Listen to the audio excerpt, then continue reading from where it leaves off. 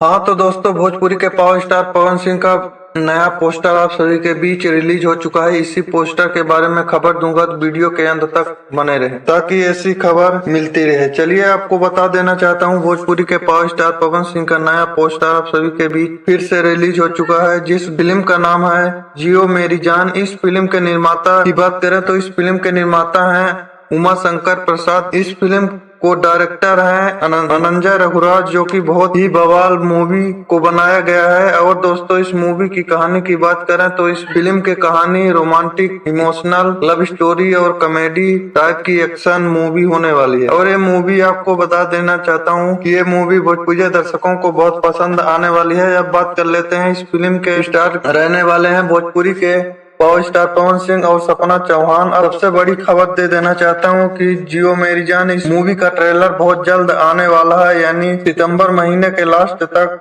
नया खबर मिली है। आप सभी के बीच ट्रेलर बहुत जल्द आएगा।